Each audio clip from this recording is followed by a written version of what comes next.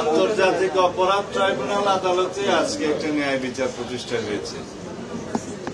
তবে আসামি ফ্যাসিস্ট শেখ হাসিনা, আসাদুজ্জামান কামাল এবং সাবেক আইজিপি তাদের অপরাধের তুলনায় এই সাজা যথেষ্ট কম, কিন্তু আইনের উপরে কোনো সাজা নাই। সেই জন্য মাননীয় বিচারকগণ সর্বোচ্চ সাজা হিসাবে একটি অপরাধে মৃত্যু কারাদণ্ড দিয়েছে শেখ হাসিনার, আর একটি অপরাধে মৃত্যু এবং অন্যান্য অপরাধগুলো বিবেচনায় নিয়ে তাদের সম্পত্তি বাজেয়াপ্ত, আসাদুজ্জামান কামালের মৃত্যুদণ্ড এবং আইজিপি মামুনের বিচার কার্যে সহযোগিতার জন্য তার সাজা কমিয়ে দিয়ে গেছে।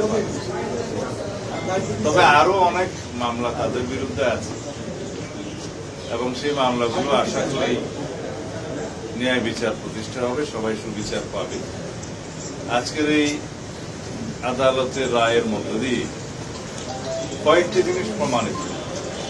ফ্যাসিস্ট স্বৈরাচার যত শক্তিশালী হোক, যত দীর্ঘদিনই রাষ্ট্র ক্ষমতা অবৈধভাবে পরিচালিত করুক, ক্ষমতা ভোগ করুক, তারা একদিন না একদিন আদালতের কাঠগড়ায় ফেলার জন্য এই বাংলাদেশে গুম, খুন, অপশাসন এবং বৈষম্যের যে রাষ্ট্র ব্যবস্থা কায়েম করেছিল শেখ হাসিনা, একদলীয় রাষ্ট্র ব্যবস্থা এবং একদলীয় সরকার ব্যবস্থা প্রতিষ্ঠার যে উদ্যোগ বাসনা চরিতার্থ করতে চেয়েছিল, তা সম্ভব হয় নাই।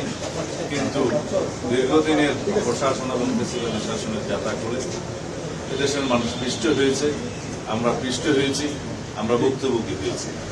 এই দেশের উন্নয়ন অগ্রগতি বহু বছর পিছিয়ে গিয়েছে। আমরা আর পিছনের দিকে তাকাতে চাই না।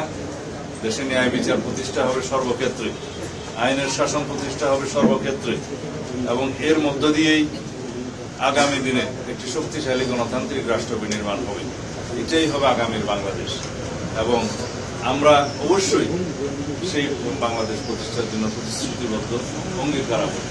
আমরা সংস্কারের মধ্য দিয়ে যাব, বাংলাদেশে আইনের শাসন প্রতিষ্ঠা করব, রাষ্ট্রে একটা ভারসাম্যমূলক রাষ্ট্র ব্যবস্থা এবং সরকার ব্যবস্থা প্রতিষ্ঠা করবো ইনশাআল্লাহ। এই দেশের প্রতিটি মানুষ ভবিষ্যতে যাতে ন্যায় বিচার পায় সেরকম রাষ্ট্র ব্যবস্থা প্রতিষ্ঠার জন্য আমরা অবশ্যই অবিরাম সংগ্রাম চালিয়ে যাব। আজকে সেটা একটা মাইল ফলক প্রতিষ্ঠা হবে। ধন্যবাদ।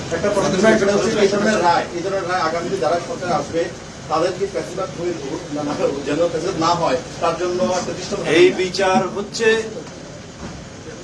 অপরাধের তুলনায় যথেষ্ট নয়, কিন্তু এটা শুধু ন্যায় বিচার প্রতিষ্ঠা না, সামনের দিনের জন্য একটা উদাহরণ এবং ভবিষ্যতে যাতে এই রাষ্ট্রে কেউ আর ফেসিবাদী শাসন ব্যবস্থা না কায়েম না করতে পারে, কেউ নিজে ফেসিস্ট না হয়ে উঠতে পারে এবং এখন আয়কতন্ত্র যাতে প্রতিষ্ঠা না হয় তার একটি মেসাল।